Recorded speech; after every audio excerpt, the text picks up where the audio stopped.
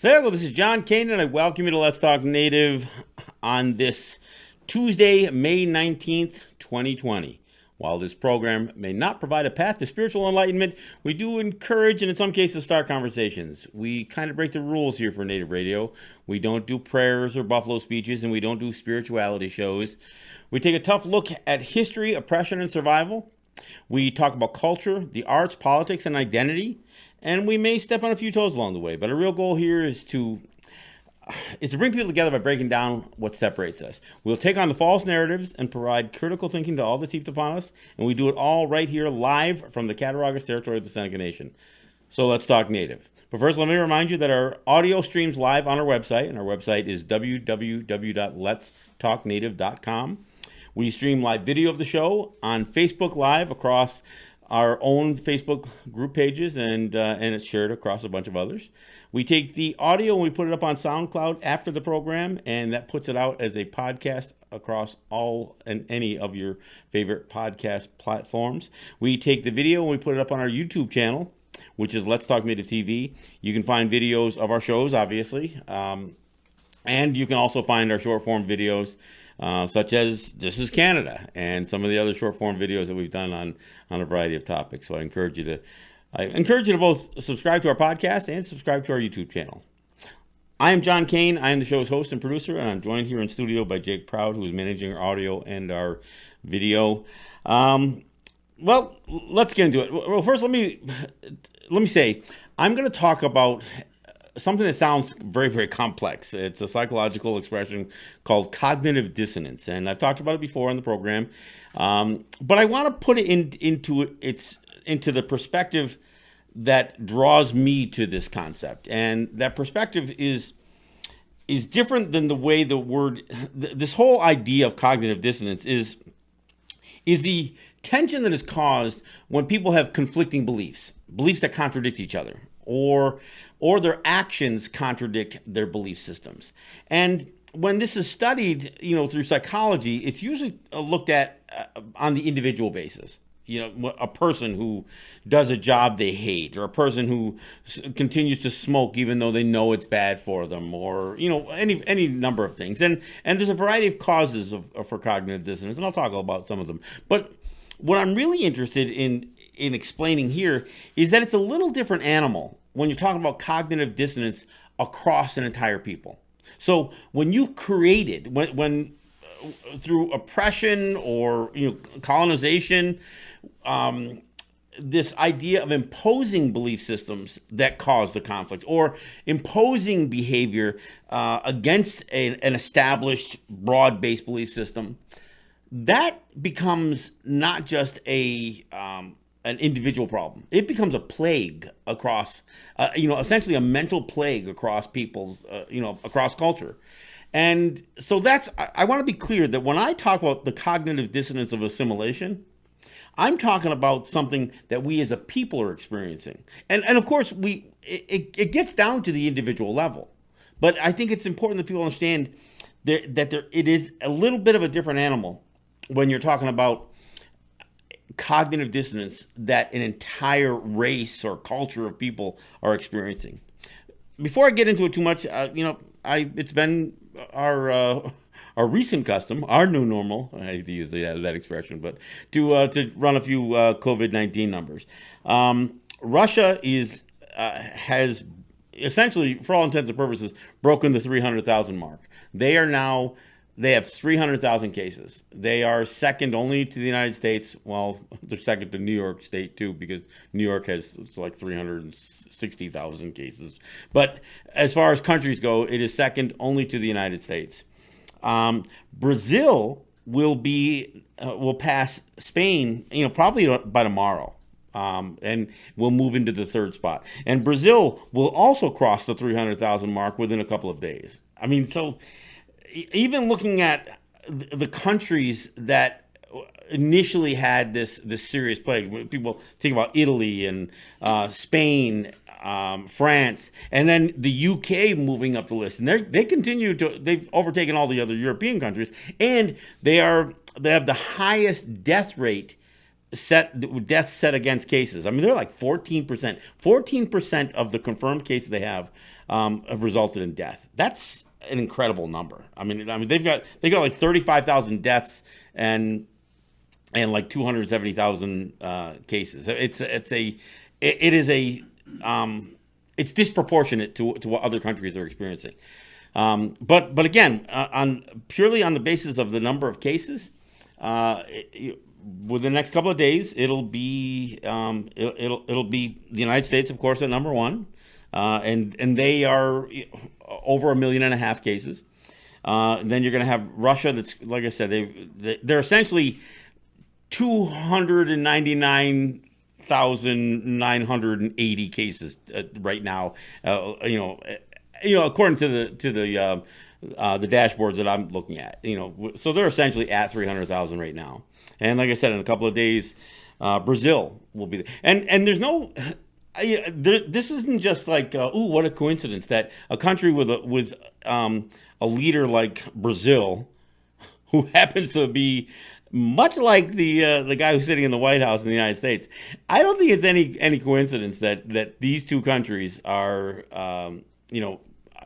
leading the pack in terms of the spread of this. And Brazil right now has the highest spread rate of any country in the world. And keep in mind, Brazil is 200 million people compared to the United States at 300 million people, and they are still significantly lower than what the United States has.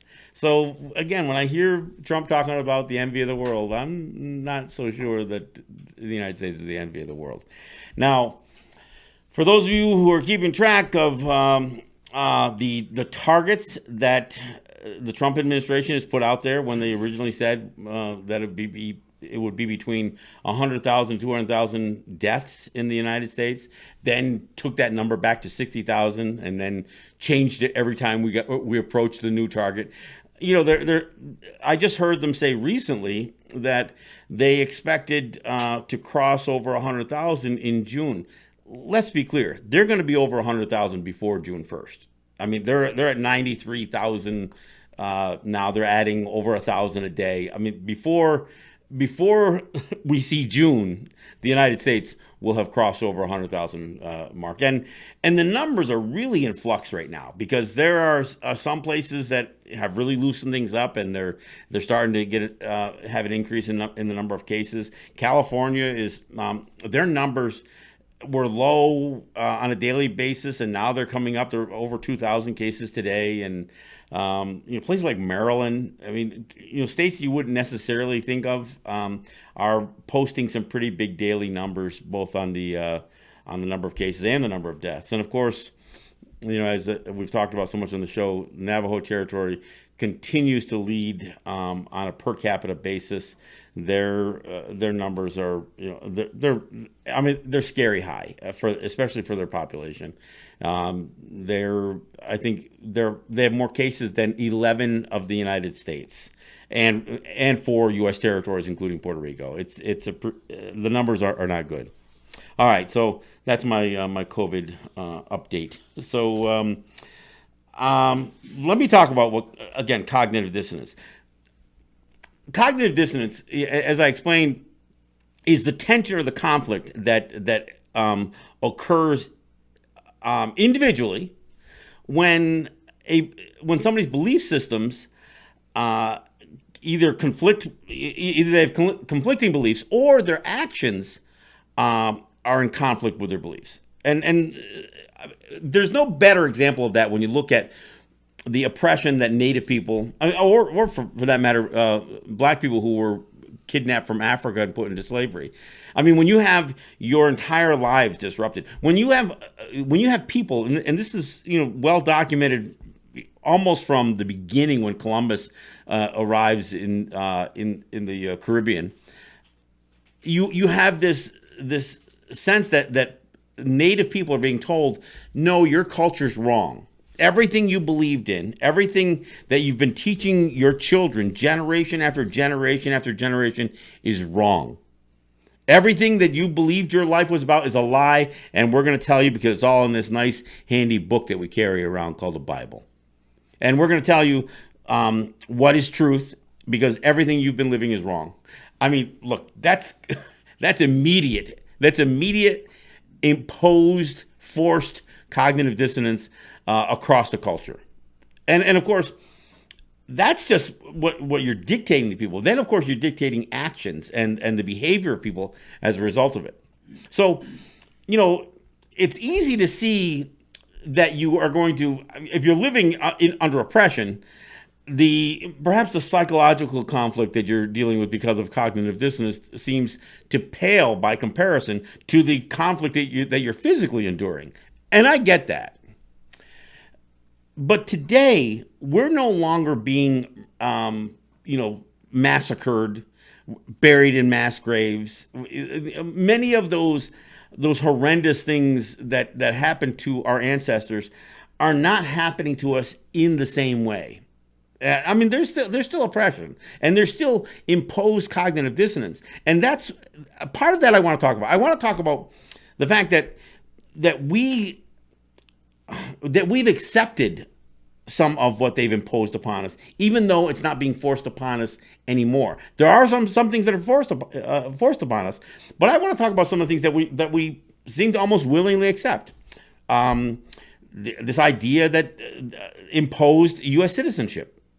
That's something that we don't have to accept, but there's a large population, percentage of Native population that accept many of the things that have been imposed upon our ancestors.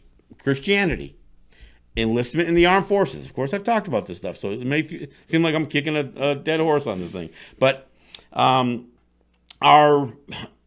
where we fit jurisdictionally, governmentally with states and the federal government, are we the whole idea of subjugation? This is something that, I mean, look, and we've even seen it play out here with this COVID-19 stuff, because when the folks, the native territories in South Dakota said, look, we want to put up checkpoints and we want to check people who are coming onto our territories. We get into this major conflict where native people are being told by the governor of South Dakota, oh, you can't do that. We aren't going to allow you to protect yourself from people crossing through your territories. It's a perfect example of how some of this unsettled relationship, the unsettled nature of jurisdiction, what controls we have in our own territory, how it rears its head in these situations. And there's a reason that this stuff is unsettled. And part of it's on us. Part of it is on us because we don't push for a settlement on this stuff. And I'll tell you another area that we contribute to some of this is this whole notion of federal recognition or federal acknowledgement. I mean, I refer to it as FedRec, W-R-E-C-K, as opposed to just R-E-C. And the reason is because it has this destructive nature to it. I mean, I believe when I talk about the cognitive dissonance of assimilation, one of the things that I'm immediately drawn to is this notion of federal recognition. Because federal recognition, the definition of it by the federal government, is a tribe, band, or nation of Indians subordinate to the laws of the United States. So how many of us accept that?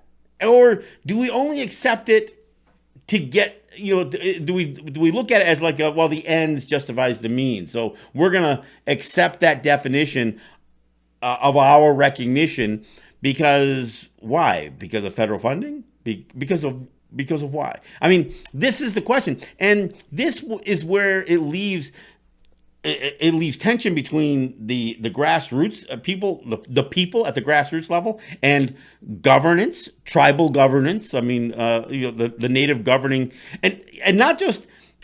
I mean, even some of the traditional governance is at tension with this whole idea.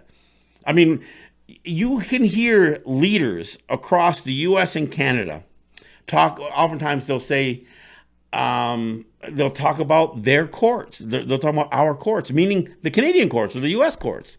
You'll hear people talk about, civil rights within, the constitutions, or provincial rights or states' rights. And all of these things imply that we're accepting our position underneath the the jurisdictional levels of state or provincial or Canadian or U.S. federal.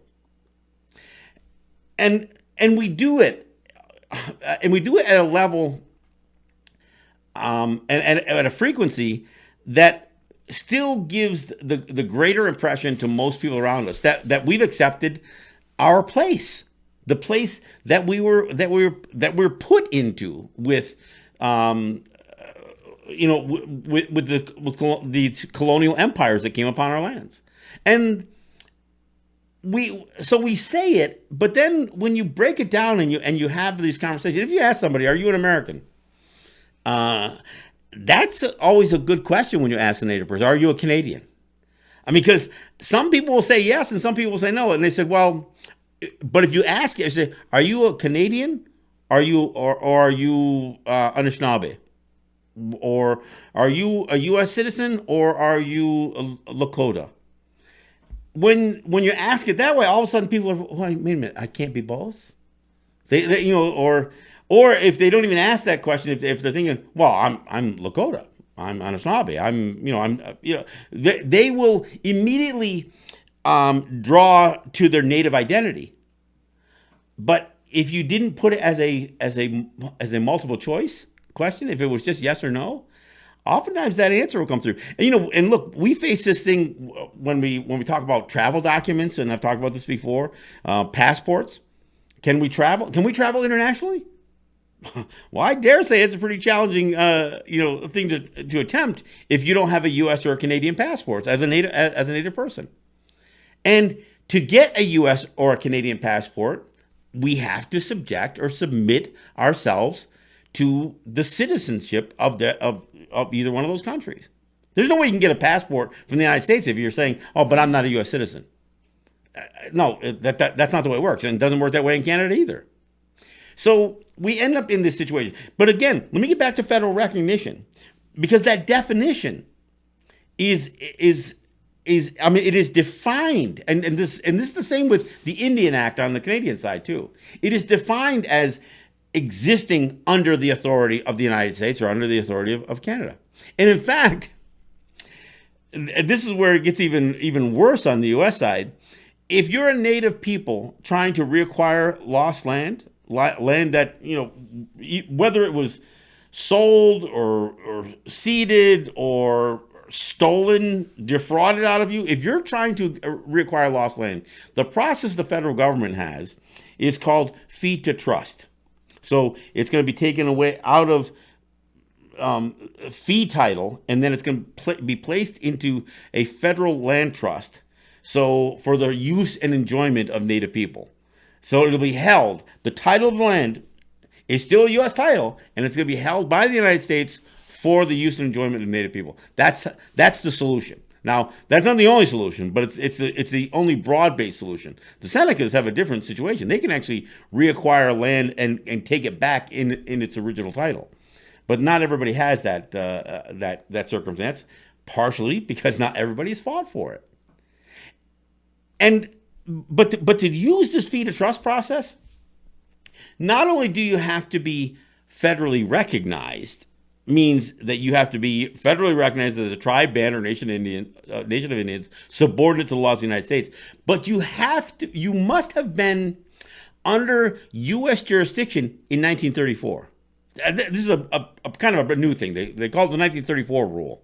See, in 1934 is when they defined this idea of what an Indian is, and they said that's when, and Canada did the same thing. They back in this day, they decided, okay, an Indian is a native person who's under our jurisdiction. So even though they say that, and that's the definition, what they're saying, in order to reacquire lost lands, that you must be able to prove that in 1934 that you were under U.S. jurisdiction, which is kind of crazy, because you think, well, they passed a law in 10 years before that, claiming that we're all made U.S. citizens. Well, that seems like that should say that we're under the jurisdiction, unless they know that the law they passed was inaccurate and that it was wrong and that it was illegal. It was unenforceable. You can't just declare somebody a citizen against their will.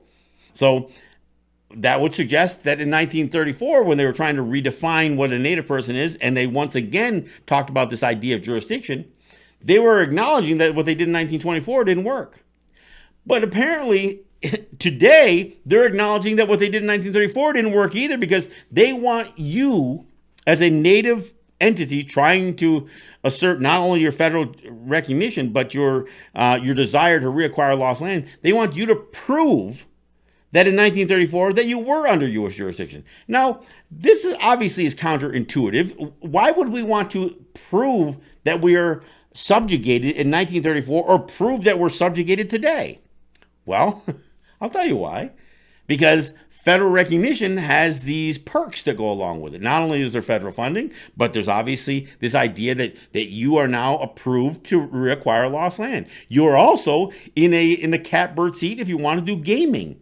So there's all of these other things. So why can't we do these things without having to subject ourselves to this cognitive dissonance? Well, see, therein lies the problem. And that's why I think it's important when people understand that while cognitive dissonance is really it's a theory to analyze the stresses that people are under when they have these conflicts in their belief systems or in their behavior. But when it's imposed upon people, for one thing, it's correctable. You could stop oppressing people. You could stop imposing these things that are not only inconsistent with our culture, but they're inconsistent with international norms. This whole idea of trying to impose this stuff upon a people is something that, it violates, international standards. I mean, this idea of denationalizing, wiping away somebody's national character has actually been considered a war crime. They actually defined it not only as denationalization, but that is one of the definitions of genocide. So the idea that genocide continues, although it isn't the genocide associated with murder and wiping out a population physically, it's the idea of wiping out a population through identity and through it's a whole different means of ethnic cleansing. You create the conditions that a people, while they may not cease to exist, they will cease to exist as the people they once were. I mean, and that's genocide. I mean, that's a war crime.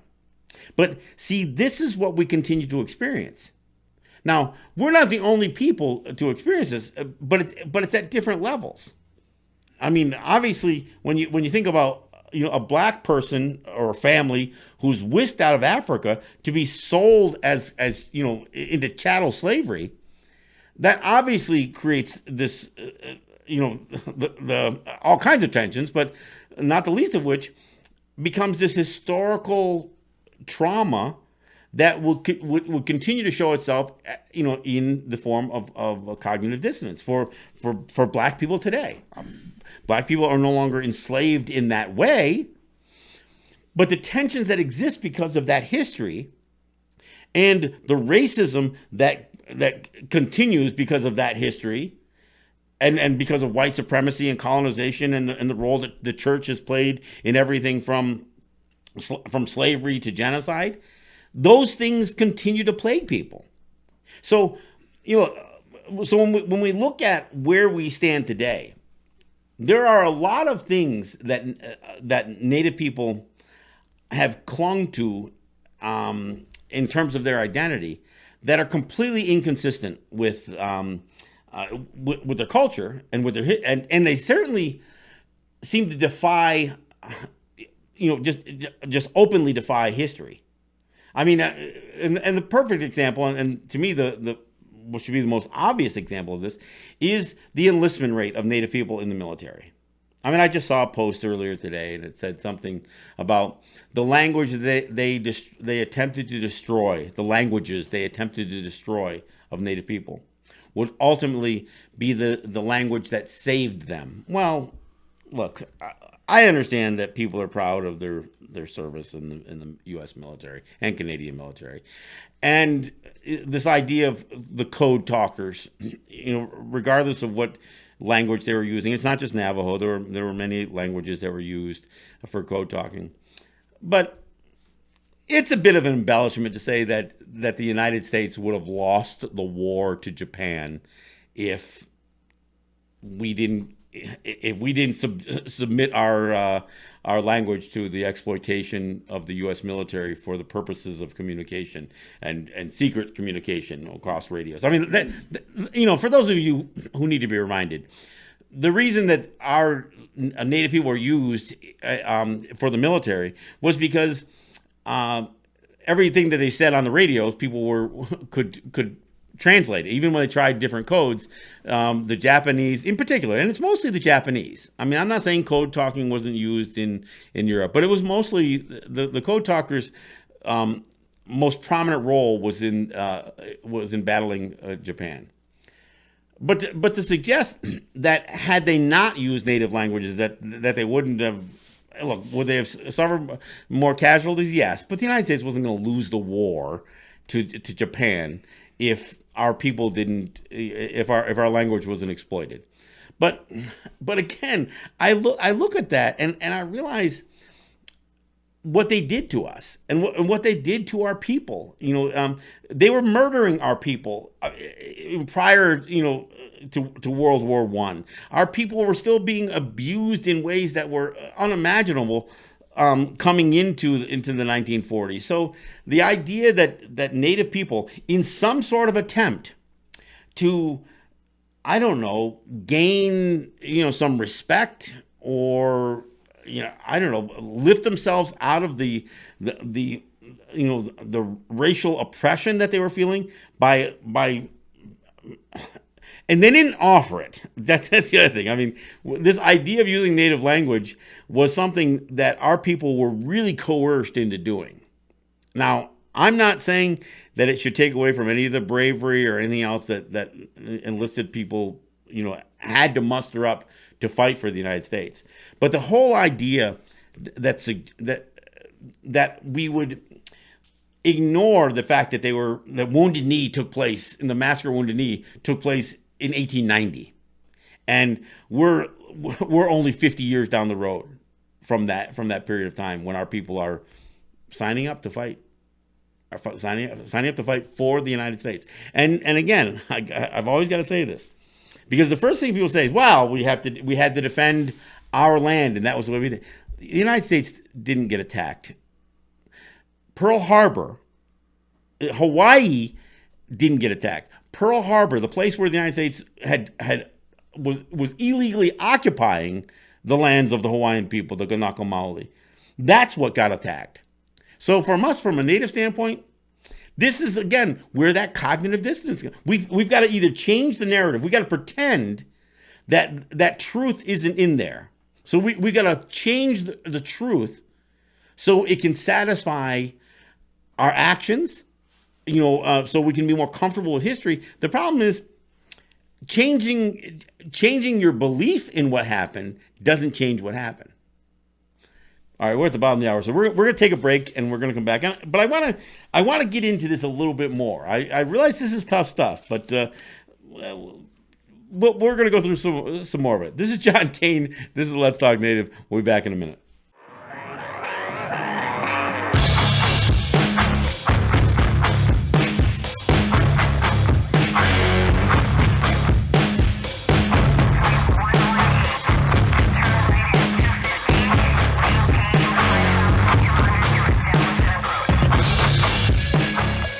All right, thanks for coming back. This is John Kane. This is Let's Talk Native. Hey, let me give a shout out to my sponsors. I want to thank Ross and Holly John and the RJE family of businesses. I want to thank Eric White and ERW Enterprises. I want to thank the folks at Grand River Enterprises and Native Wholesale Supply, and anybody else out there. And there are others who, from time to time, do what they can. They drop a check in the mail, or they make some sort of contribution. And of course, I also want to thank those of you who contribute by sharing the show, listening to the show, helping me fulfill what this whole mission is about. The whole mission here is to have a conversation that continues after the show.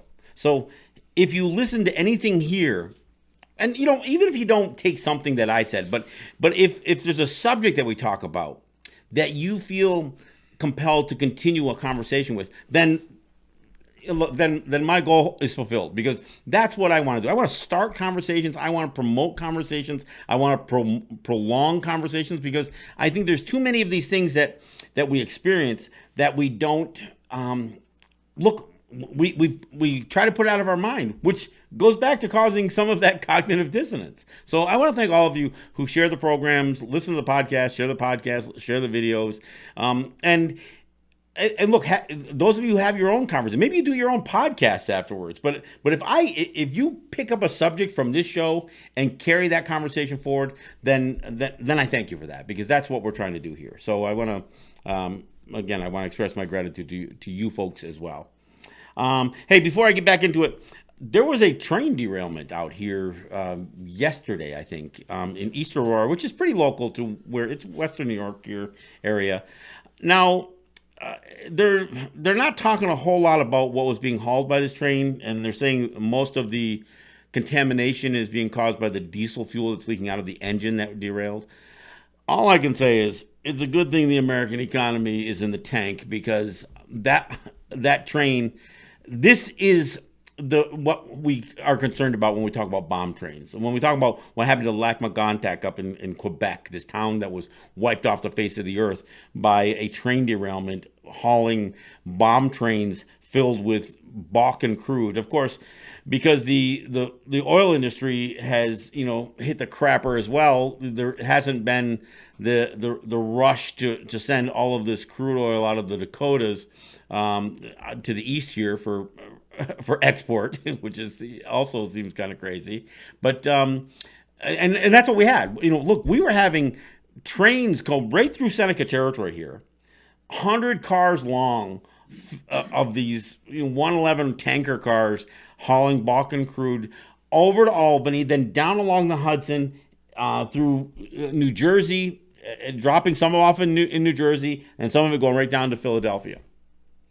And and even this train, which I think was coming from Pittsburgh to Buffalo, there's a reason they come up here, because the east-west rail corridor is essentially better.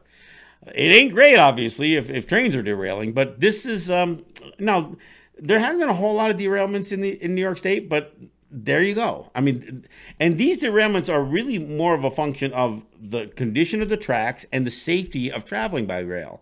I mean, it's not like bomb trains are more likely to derail.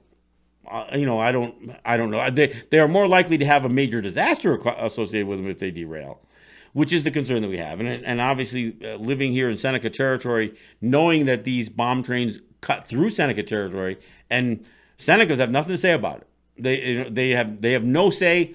It's like the easement that they gave for the CSX tracks that go through here. They can ship anything, and obviously what took place in East Aurora. We're going to talk about this more as I get more information on it. It only happened yesterday. Actually, I only heard about it today. It says some of the trains were carrying propane. Propane? Okay, yeah. Well, so they haven't said, although they did evacuate. They evacuated people out of 40 homes, I think. But so as more information, I get more information on this. We'll talk about it more on the next show. But look, this is the kind of thing that I've talked about in the past. I haven't done a bomb train show in a long time, but this is what concerned me. And you know what? Carrying any fossil fuel, so whether it's liquefied natural gas, whether it's propane, whatever it is, Bakken crude, this stuff is dangerous. And the condition of the rail system in the United States is pretty deplorable. And so when people say, well, it's safer to ship it by rail than by truck, well, it might be, but the problem is when it goes bad on a rail line, it goes real bad.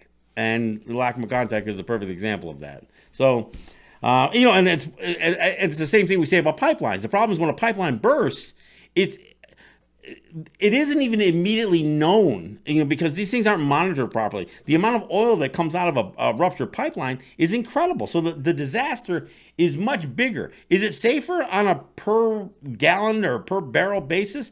Perhaps, if in the overall, when you look at those statistics. But when these incidences occur, I mean, when a tanker, Valdez ruptures, it's a big deal. Do they rupture very often? No. When an oil well in the Gulf of Mexico, blows up, it's a major disaster. Does it happen often? No. But when it does happen, it's a big deal. So, again, local derailment here in Western New York, East Aurora.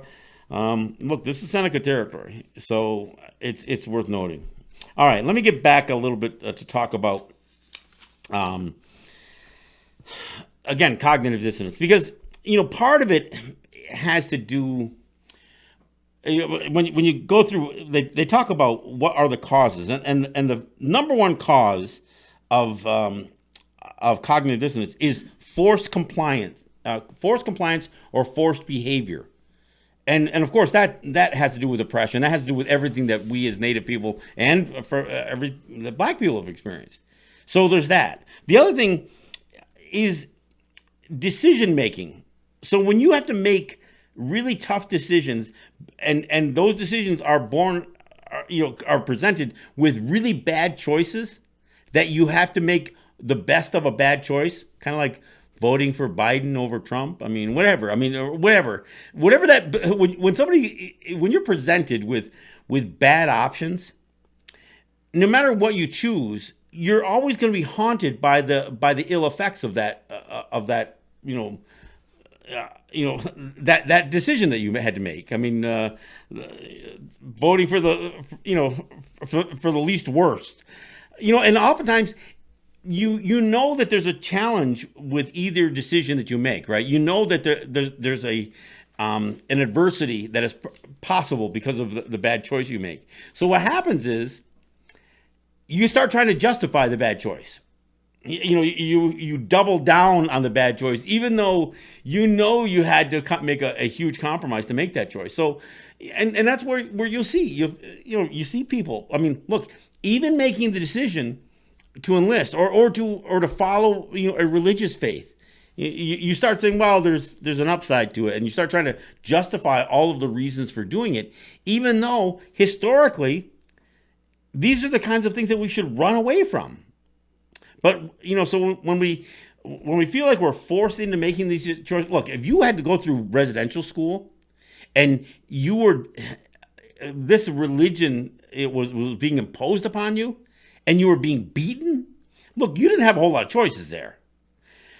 So when you adopt some of that belief system as a survival mechanism is one thing, but when that threat is no longer gone, and you seem to ignore what made you choose to follow these beliefs, and ignore also the contradiction that these beliefs, these wonderful religious beliefs that came at the end of a rod, or centuries before came at the end of a sword, and you continue them, and if you don't cast them off when the threat is gone, now you've created, again, more potential cognitive dissonance. Now the other thing is there's a tendency that if you went through an extreme effort or punishment or whatever, if you went through a real hardship to get to a place, you also feel invested in that place that you got to. So, they talk about effort. Effort is one of those causes that, it's a cause of cognitive. If you worked really, really hard for something, you value that something even more, regardless of whether the value of that thing that you valued is good for you or not. So, if you work all your life to buy a Ferrari, for instance, you're going to value that different if you won the lottery and got and bought a Ferrari. And even if neither purchase made any sense, you're going to think, well, but this is what I worked for. So the effort that you put in for something becomes your justification. So effort is another one, and we experience that. Look, again, somebody going through the life-threatening enlistment into the military to fight in World War II or Korea or Vietnam, or to go through that superhuman effort, regardless of the fact that you were taking other people's lives, who were every bit as justified in their belief system as you are, but your effort And your commitment and your bravery and sacrifice ends up being why you justify it. See, and this is where they talk about, again, in psychiatry, that the effort you put into something creates some of that cognitive dissonance, because it seems to negate any of the ill, whatever the choice was that you made. If it came with a great effort or sacrifice, then you justify it. Now, the other thing that causes major conflict, or, cognitive dissonance, is when new information is gathered. When people become aware of something they weren't aware of before. So when we talk about global warming, for instance. But from a native standpoint, here's a perfect example of it. Hawaii. So when Hawaii gets illegally occupied and then taken over by the United States, there were several generations that just kind of put their head down and accepted the narrative that came from the United States, that the United States had legally annexed the Kingdom of Hawaii, the territories of the Kingdom of Hawaii. But when the information came out, and in the 1970s, when people who were already like challenging, coming out of civil rights era and the sovereignty movement that Native people on the continent were going through, but people in Hawaii started becoming more aware. And what they became aware of was what they had been told for almost 100 years was BS. There was no annexation. There was no annexation treaty, even though there's statues built with William McKinley and with a rolled up treaty in his hand. No, it didn't happen. That's a statue. It's like a cartoon. That's not history. That's not real. There was no annexation treaty. So when the new information comes in, and now as the Kanaka, the Native Hawaiian people, they have to, all of a sudden they got to dig in, and they find out, wait a minute, our people signed they signed petitions, the Kue petitions. All of a sudden, all of that truth about what theft had taken place with the United States became aware, and all of a sudden, more and more Hawaiian people started talking about this thing, and they started saying, "Wait a minute, we have a legal right to reassert the Hawaiian Kingdom." See, now here's the challenge, though. I see what what these Hawaiian people are doing and thinking, great. They're taking this information, this newfound information, and I say new, but it's been since the 70s. But it's taken a while for this thing to be broadcast not only amongst Hawaiian people but throughout the rest of the world. So with this new information, and you realize that the lie that had been told since since the turn of the 20th century, all of a sudden you realize that this 70, 80-year lie is something that has been exposed, and now you have to behave. Otherwise, what do? You've got to wallow in this cognitive dissonance. You've got to just say, well, there's nothing we can do about it now. Which is, obviously, kind of ignoring the situation.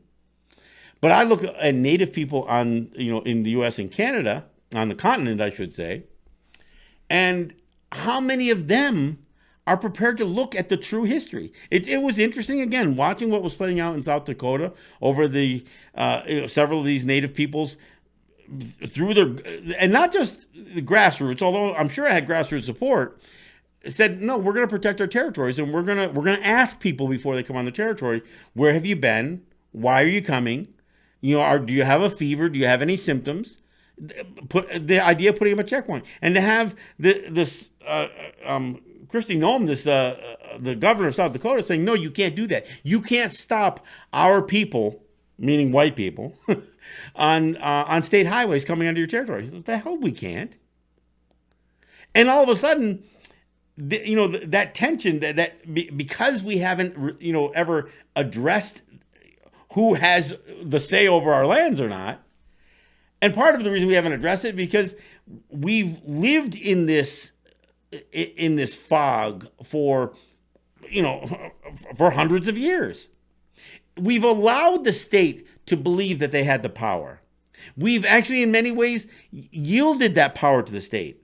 So now when we assert it, we have to make sure that not only are we right, and I believe we are, but we also have to be able to to document it, and we've got to be able to have the right kind of pushback. Yeah, we've got things like the UN Declaration of the Rights of Indigenous Peoples, and we have the treaties. But somebody else wrote all that crap.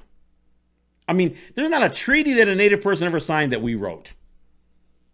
And again, Native people contributed in the UN Declaration of the Rights of Indigenous People. But you know what? In order to get that thing passed, they had to water it down. The word sovereignty never... The only word sovereignty that plays out in the UN Declaration of the Rights of Indigenous People is the sovereignty of the nation states that they're saying has to give us certain rights.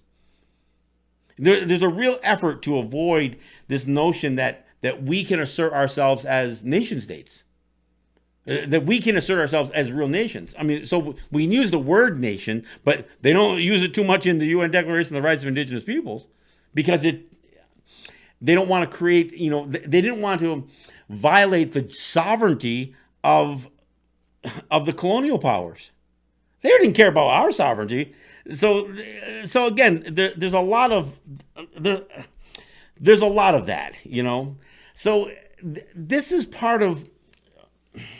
So when I look at, where we sit as we try to assert, just whether we're talking about the Kanaka Maoli and those who are advocating for the resurgence of the Hawaiian kingdom, or whether any of us are trying to assert, whether it's traditional governance or whatever we're trying to do in terms of asserting our distinction, our identity, and our right to a free and independent existence. And I don't mean free as, by some U.S. definition. I mean free and independent to make our own decisions.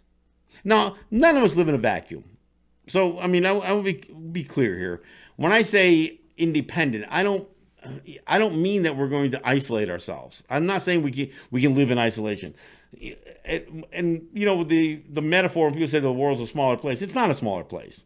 But the reality is we are more in contact with each other than in any other time in human history. So we understand that as Native people who are committed to our environment, we have to acknowledge that white people are part of that environment. The colonial powers around us are part of that environment. Now, I'm not saying we need to yield to it, but we have to understand that we have to have some way to interact with that environment. And of course, there's interacting with non-Native people, and then there's interacting with non-Native governance. And, so when we talk about things like allies, and I talked about this a couple of shows ago, when we talk about allies, we have to understand that the state and the federal government are not our allies. Look, and they can talk about things like trust responsibility and all that other stuff. They are, in every instance, the opposition. And now, whether you want to call them the enemy, some sort of fatal enemy, I don't know. But they are the opposition. Every conflict that we as Native people has the state and the federal government on the other side. Now, every once in a while, the state will side with us against, or the federal government will side with us against a state, but that's not the full weight of the federal government. It's usually the Interior Department, which is like Smokey the Bear and National Forests.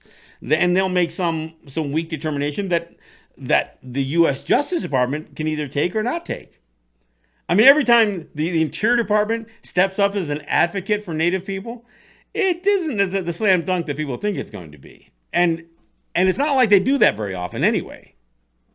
But to be clear, the federal government, even if there appears to be people within the federal government that are our friends, that government is not our friend. The state government's not our friend. And look, if we run people in that system, if we see a Deb Haaland or a Sharice David or Tom Cole or some Native person that sits gets into one of these national offices, that doesn't change anything for us. So, I mean, this is part of that cognitive dissonance. When we believe that we're going to have a friend in the governor's mansion, or that we believe we're going to have a friend in Congress or in the Senate or in the White House, that's a belief that is inconsistent with the knowledge of our history. So what we end up doing is we end up trying to hold two belief systems that are in conflict with each other. That, by definition, is cognitive dissonance. Because there's none, look, Deb Haaland, Sharice David, or the native guy running for president on an independent ticket, these people don't acknowledge that we have a free and independent existence, or the right to a free and independent existence. At best, they'll say, oh, that's the conversation we need to have. That's the conversation we're trying to have, but nobody wants to have it. And so whether you're a congresswoman or a congressman, or whether you're a senator, or you're in the Interior Department, look, one of the greatest speeches I ever heard was when Kevin Gover was giving the apology speech, and it was like at the anniversary, I can't remember what year it was, 125th anniversary or something of the Interior Department. And he gave this whole speech, and he said, "Be clear, I'm not speaking for the federal government." Wait a minute. You're the assistant secretary. You're the head of the Bureau of Indian Affairs. You're the Interior Department secretary. And he says, "But be clear, I'm not speaking for the federal government." Well, okay, then why are you giving this speech then? But he gave his whole speech apologizing for all the wrongs that the Bureau of Indian Affairs and the Interior Department had done. And it was called the Never Again speech. The funny thing is, it didn't turn out that way. There was plenty, yes, we'll do it again to you. We're going to do it again to you. And we see time and time again, federal policy is geared towards keeping our people down. It never adequately addresses, and one of the examples is this whole idea of imposing the 1934 rule that doesn't allow Native people to reacquire lost lands unless they can not only accept being under U.S. jurisdiction today, but has to prove that they were under U.S. jurisdiction 90 years ago. I mean, it's that level, I'm sorry, 90 years, 1934. Yeah, I guess it would be 1934. I mean, this is the rule, right? So, I mean, we have to understand that our opposition is the federal government. It is state government. It is state agencies. It is federal agencies. And so if we gain some, advantage, or we get something out of one of these things, it doesn't mean that all of a sudden that they are our allies. Now, I'm not saying we don't have allies that won't step up for us or with us, not for us, but with us. But see, this gets to another issue that I've talked about so often. We become so obsessed with state and federal government that we don't even feel equipped to interact with them directly. So what do? We hire lawyers and lobbyists and consultants, all of these professional services that are going to speak for us. And you know what they do? One of the first things that any of these is they introduce us even to the federal government, say, well, this is the such and such. He is a member of a federally recognized tribe. Like, why the hell would I ever want some white man to introduce me as somebody who is a member of a subjugated entity, a federally recognized tribe? And yet they all do it.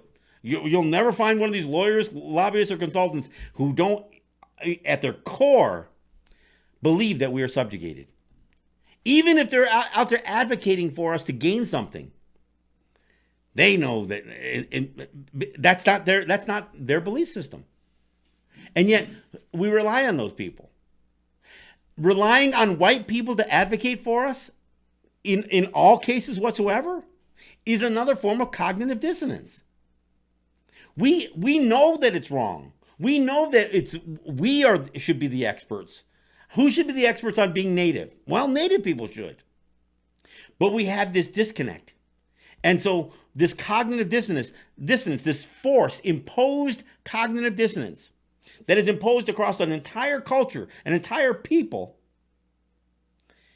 becomes so entrenched in us that we have a difficult time breaking away from it. And this is the tension. So look, so what does all this mean? So what if you suffer from cognitive dissonance? Well, I'll tell you what happens. The highest suicide rate, the highest substance abuse rates, the lowest life expectancy, missing and murdered indigenous women, boys and girls too. I mean, all of the things that the poverty that exists in our territory are all a direct result of us never being able to break through the issues related to this cognitive dissonance that we're experiencing. You know, they refer to this as a stress builder. This isn't just stress. Cognitive dissonance is a tension that is a conflict that is so embedded and is so much a part of our lives today and our history. And, from the first time a white man stepped on our shores till today, we are still experiencing it. And this becomes part of our existence. It's not the identity we choose. Because even when we make these bad decisions, it was always the lesser of two evils. It was always making the best of two bad choices, or three bad choices, or five bad choices. They would not be the choices we'd make if we could choose the choices. So when you hear this expression, cognitive dissonance, I don't want people to be afraid of it. Look, it sounds like very, it sounds like a word salad, as they call it, right? You throw these words out there, but this one has meaning. And it has a special meaning when it comes to Native people. I got to thank, Shaw Bay, my friend, who wants me to write a chapter in her book about this subject. And in fact, I want to write an entire book about the subject. Part of my exercise today is even having that conversation, because this is something that we need to address. We need to address that we've had generations that have they actually hand this thing down. We inherit the cognitive dissonance and then have more of it heaped upon us with each generation, each passing generation.